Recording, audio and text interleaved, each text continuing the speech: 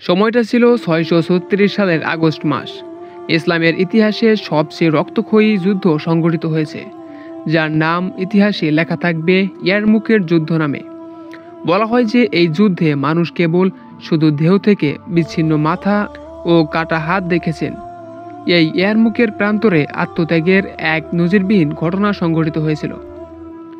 636 খ্রিস্টাব্দে হজরত আবু বকর সিদ্দিক রাদিয়াল্লাহু এর খেলাফতকালীন রোমানদের সাথে মুসলিমদের যুদ্ধ হয়। মুসলিমদের সেনাবাহিনী ছিল 40,000 থেকে 45,000, আর রোমানদের ছিল 2,40,000। এক প্রান্তে ক্ষুদ্র মুসলিম সেনাদল আর অপর প্রান্তে রোমানদের বিশাল সেনাবাহিনী। উভয় দলই ভয়াবহ এক যুদ্ধের মুখোমুখি দণ্ডায়মান। ঐতিহাসিক এই যুদ্ধে অনেক প্রসিদ্ধ সাহাবী উপস্থিত ছিলেন: হজরত আবু উবাইদা, মুয়াজ ইবনে জাবাল, ওমর ইবনে আজ, হজরত আবু সুফিয়ান, হজরত আবু হুরায়রা রাদিয়াল্লাহু সহ আরও অনেকে। সৈন্যদের মনোবল ধরে রাখতে সেখানে উপস্থিত সাহাবীরা বক্তব্য প্রদান করেন। হজরত আবু উবাইদা রাদিয়াল্লাহু বলেন, হে আল্লাহর বান্দাগণ, তোমরা আল্লাহকে সাহায্য করো, তাহলে আল্লাহ তাআলাও তোমাদেরকে সাহায্য করবেন। হে মুসলিম সেনাবাহিনী, তোমরা ধৈর্য ধারণ করো, কেননা ধৈর্য কুফরি থেকে বাঁচায়। তোমরা তোমাদের যুদ্ধের সারি থেকে কখনো সরে দাঁড়াবে না, কাফেরদের সঙ্গে এক ধাপও অগ্রসর হবে না এবং আগে বাড়িয়ে তাদের সাথে যুদ্ধের সূচনাও করবে না। শত্রুদের দিকে বর্ষা তাক করে থাকবে এবং বর্ম দিয়ে আত্মরক্ষা করবে। তোমাদেরকে যুদ্ধের নির্দেশ না দেওয়া পর্যন্ত তোমরা মনে মনে আল্লাহর জিকির করতে থাকবে। তারপরই হজরত ওমর ইবনে আস রাদিয়াল্লাহু বলেন, হে মুসলিমগণ, আপনাদের দৃষ্টি সংযুক্ত করুন, চোয়াল শক্ত করে দাঁড়ান, বর্ষা দিয়ে শত্রুদের সঙ্গে লড়াই শুরু করুন। তারা আপনাদের তরোয়ারে নাগালে আসলে তাদের উপর ঝাঁপিয়ে পড়ুন, যেভাবে কোনো সিংহ তার শিকারের উপর ঝাঁপিয়ে পড়ে। অনুপ্রেরণামূলক বক্তব্য শোনার পর নির্দেশ মতো যুদ্ধ শুরু হলো। প্রচণ্ড আকার ধারণ করলো যুদ্ধ। যুদ্ধের একটি পর্যায়ে এসে হুযায়ফা রাদিয়াল্লাহু আহতদের মধ্যে তার চাচাতো ভাইকে খুঁজতে শুরু করলেন। তার সাথে ছিল সামান্য পরিমাণ পানি। হুযায়ফা রাদিয়াল্লাহু এর চাচাতো ভাইয়ের শরীর দিয়ে রক্ত ঝরছিল। তার অবস্থা ছিল আশঙ্কাজনক। হুযায়ফা রাদিয়াল্লাহু তাকে বললেন, তুমি কি পানি পান করবে? সে তার কথার কোনো উত্তর দিতে সক্ষম না হওয়ায় হ্যাঁ সূচক ইঙ্গিত করল।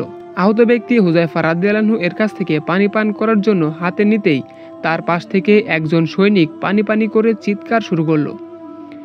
পিপাসার্ত ওই সৈনিকের বুক ফাটা আর্তনাদ শুনে তার পূর্বে তাকে পানি পান করানোর জন্য হুযায়ফা রাদিয়াল্লাহুকে ইঙ্গিত দিলেন।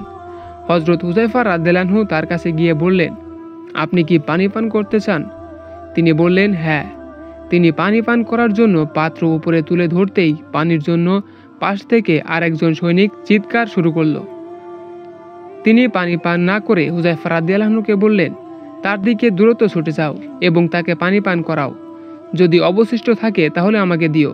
হুযায়ফা রাদিয়াল্লাহু আহত সৈন্যটির কাছে গিয়ে দেখলেন সে মারা গিয়েছে। এরপর দ্বিতীয় জনের কাছে ফিরে এসে দেখলেন সেও মারা গিয়েছে। অতঃপর চাচাতো ভাইয়ের কাছে ফিরে আসলেন এবং দেখলেন তিনিও শাহাদতের অমীয় সুধা পান করে জান্নাতবাসী হয়েছেন। পানির পাত্রটি তখনও হুযায়ফা রাদিয়াল্লাহু এর হাতে। এতটুকু পানি, অথচ তা পান করার মতো এখন আর কেউ বেঁচে নেই। যাদের পানির প্রয়োজন ছিল তারা আরেকজনের পানির পিপাসা মেটাবার জন্য এতই পাগলপাড়া ছিলেন যে অবশেষে কেউই সে পানি পান করতে পারেননি, অথচ সবারই প্রাণ ছিল ওষ্ঠাগত। ইয়ারমুকের যুদ্ধে সাহাবীদের আত্মত্যাগের নজিরবিহীন ঘটনায় মুসলিমদের জন্য রয়েছে অনেক অনেক শিক্ষা।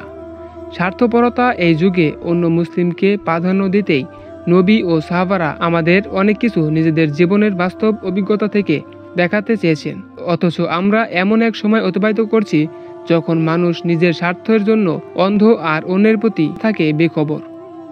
হজরত আনাস রাদিয়াল্লাহু থেকে বর্ণিত হাদিসে রাসূলুল্লাহ সাল্লাল্লাহু আলাইহি সাল্লাম বলেছেন, তোমাদের কেউ প্রকৃত মুমিন হবে না যতক্ষণ না সে তার ভাইয়ের জন্য তাই পছন্দ করবে যা সে নিজে পছন্দ করে।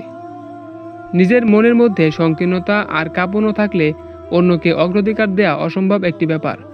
রাসূলুল্লাহ সাল্লাল্লাহু আলাইহি সাল্লাম মহান আল্লাহর কাছে সর্বদা কৃপণতা থেকে আশ্রয় চেয়েছেন। তিনি বলতেন, মুমিন কখনো কৃপণ হতে পারে না। তো বন্ধুরা, আজকের ভিডিওটি এ পর্যন্তই ছিল। যদি ভিডিওটি ভালো লেগে থাকে তাহলে একটি লাইক দিবেন এবং চ্যানেলটিকে সাবস্ক্রাইব করার অনুরোধ রইল পরবর্তী ভিডিও দেখার জন্য।